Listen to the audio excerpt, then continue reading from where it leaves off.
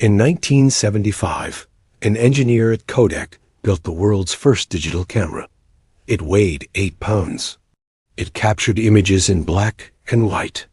It took 23 seconds to record a single photo onto a cassette tape. His bosses looked at it, nodded politely, and buried the invention in a basement. Not because it didn't work, but because it worked too well. That decision, to hide a technology that could have changed everything, cost Kodak its future. By 2012, the company that once controlled 90% of the film market in America filed for bankruptcy. Kodak didn't fail because it missed the digital revolution. It failed because it saw it coming, invented it first, and then chose to kill it. This is the story of how a company worth $28 billion made one of the most expensive mistakes in business history. And it's a warning for every company today that thinks it's too big, too successful, or too essential to disappear. For most of the 20th century, Kodak wasn't just a company, it was a verb. Did you Kodak that moment? People didn't say, take a photo. They said, Kodak it. The company's dominance was absolute. At its peak in the 1990s, Kodak employed over 145,000 people worldwide. It held a near monopoly on photographic film in the United States, controlling roughly 90% of the market. Its yellow film boxes were in every drugstore, every airport, every tourist destination on the planet. If you wanted to capture a memory, you used Kodak film. If you wanted to print that memory, you used Kodak paper. If you developed it yourself, you used Kodak chemicals. The business model was beautiful in its simplicity. Sell cameras cheaply. Make massive profits on film and printing. It was the razor and blades model, perfected decades before anyone called it that. People didn't buy one roll of film. They bought dozens, hundreds, every vacation, every birthday, every wedding. And Kodak owned the entire supply chain. But beneath that dominance, something dangerous was happening. Kodak had become so successful that it couldn't imagine a world where people didn't need film anymore. In 1975, a young engineer named Steven Sasson was working in Kodak's research labs. His supervisor gave him a challenge. See if you can build a camera using one of these new electronic sensor chips. Sasson took the challenge seriously. He cobbled together parts from old cameras, circuit boards, and a Motorola digital cassette recorder.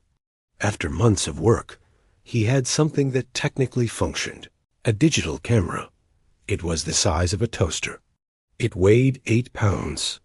It captured a 0.01 megapixel black and white image and stored it on a cassette tape. To view the photo, you had to connect it to a television. It was slow, it was clunky, it was absurdly impractical. But it worked. Sasson brought it to his managers and demonstrated the technology. Their response was polite, professional, distant. That's cute. But don't tell anyone about it. One executive reportedly asked, why? Would anyone ever want to look at their pictures on a television? Another said, if this technology ever becomes real, it will destroy our film business. And they were right. So Kodak made a choice. They didn't kill the project outright. They funded Sasson's research quietly, let him refine the technology, and filed dozens of patents. But they never built it. They never marketed it. They never tried to turn it into a product. Because in 1975, Kodak's film and paper division was generating billions of dollars in profit every year. Digital photography was a threat to the most profitable part of the company. So they hid it. Not because they didn't understand it, but because they understood it perfectly. Inside Kodak, a quiet war was beginning. On one side, the engineers and researchers who saw the future clearly. They knew digital was inevitable. They knew film would eventually die. They begged leadership to invest, to pivot, to prepare. On the other side, the executives who ran the film division. These were not stupid people. They were some of the smartest business minds in corporate America. But they were trapped in what economists call the innovator's dilemma. Their job was to maximize profit from the existing business, and film was incredibly profitable. Gross margins on film and paper were often 60% to 70%. Digital cameras, by contrast, would have much lower margins. They would cannibalize film sales. They would require massive new investments in technology Kodak didn't yet control. From a short-term financial perspective, investing heavily in digital made no sense. It would hurt the stock price. It would anger investors. It would reduce quarterly earnings. So every time someone inside Kodak proposed a bold move into digital, the same questions came up. Who's going to pay for this? What happens to our film sales? Why should we destroy our most profitable business? And year after year, the answer was the same. Not yet. Not now. Let's wait and see. The problem was, while Kodak waited, the rest of the world did not.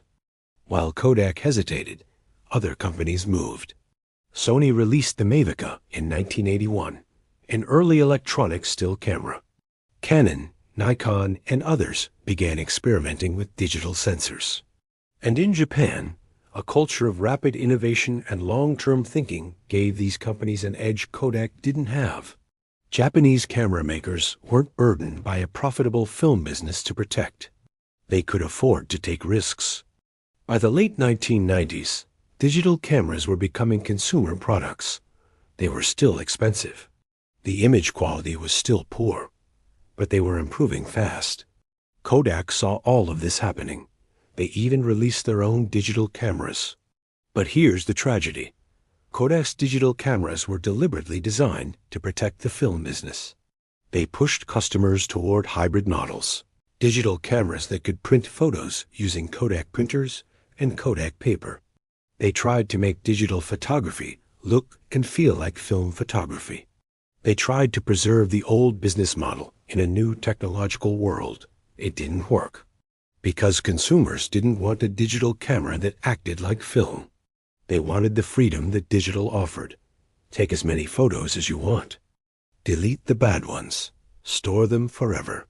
Share them instantly. And when smartphones arrived with built-in cameras, the entire market shifted overnight. Suddenly, people didn't need a separate camera at all. By 2010, Kodak's revenue had collapsed. In January 2012, the company filed for Chapter 11 bankruptcy. A company that once held one of the most recognized brands in the world was worth almost nothing. When Kodak collapsed, it didn't just hurt executives and shareholders. It destroyed entire communities. Rochester, New York, was a company town. For generations, families had worked at Kodak, fathers and sons, mothers and daughters. The company offered stable jobs, good benefits, pensions, and a sense of pride. I work at Kodak meant something. It meant you were part of one of the most important companies in American history. When the layoffs began in the late 1990s, people who had spent their entire careers there were let go. Not because they had done anything wrong, not because they weren't skilled, but because the world no longer needed what they made. One former Kodak employee later described what it felt like. You spend 30 years perfecting a craft. You know film chemistry better than anyone. You can look at a negative and tell exactly what went wrong in development. And then one day, someone tells you that none of that matters anymore, that your entire skill set is obsolete, that the thing you dedicated your life to is just over. By 2012, Kodak's workforce had shrunk from 145,000 people to fewer than 7,000. Entire divisions were shut down. Research labs closed. Factories went silent. And in Rochester, the effects rippled outward. Suppliers lost contracts. Restaurants lost customers. Housing prices dropped. The collapse of one company hollowed out an entire city. Looking back, it's easy to say Kodak should have embraced digital earlier. But the truth is more complicated. Kodak did invest in digital. By the 2000s, the company held more patents in digital imaging than almost anyone else. They had the technology. They had the talent. They even had digital products on the market. What they didn't have was the willingness to let go of the past.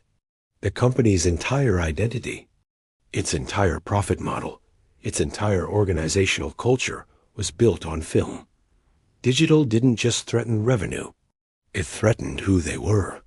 And so, at every critical decision point, Kodak chose preservation over transformation. They asked, how do we protect our existing business? When they should have asked, what business should we be in 10 years from now? It's a lesson. That applies far beyond photography. Because right now, in 2025, there are companies making the exact same mistake. Think about it. Taxi companies watched Uber grow and spent years fighting it in court instead of building their own apps. Cable companies watched Netflix rise and tried to preserve the bundle instead of embracing streaming early. Bookstores watched Amazon grow and focused on protecting physical retail instead of reimagining what a bookstore could be. Kodak's mistake wasn't unique. It's a pattern that repeats over and over. A dominant company sees a disruptive technology coming. They study it. They understand it. They might even invent it. But they can't bring themselves to cannibalize their own business. So they wait. They protect the old model. They optimize for today instead of preparing for tomorrow. And by the time they finally act, it's too late. Someone else owns the future. Today, we're living through another Kodak moment. Artificial intelligence is doing to knowledge work what digital photography did to film. Writers are watching AI generate articles. Designers are watching AI create logos. Programmers are watching AI write code. Lawyers are watching AI draft contracts. And in boardrooms around the world, executives are having the exact same conversation Kodak had in 1975. This technology is real. It's going to disrupt our business. What do? Some companies are embracing it. They're integrating AI into their workflows. They're retraining employees. They're rethinking their business models. But others are hesitating. They're worried about what happens to their people. They're worried about what happens to their brand. They're worried about cannibalizing their existing revenue.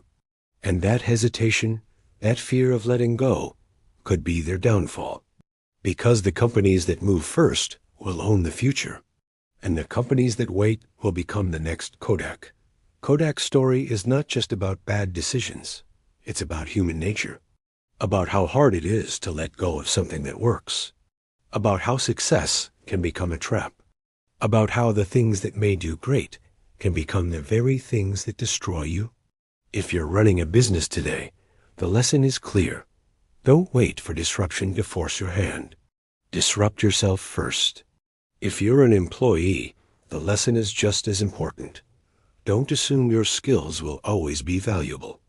The world changes fast, and loyalty to a company or to a profession won't protect you.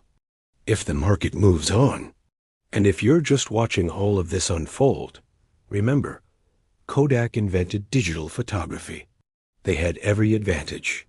They had the talent, the money, the patents. And they still failed, not because they didn't see the future, but because they couldn't let go of the past.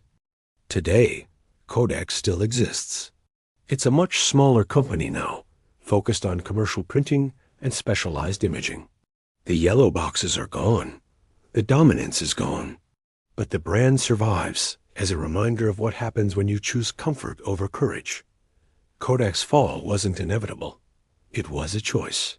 A series of small, rational, understandable choices that, together, led to catastrophe. And somewhere, right now, another company is making those same choices. The question is, will they learn from Kodak's mistakes? Or will they become the next cautionary tale?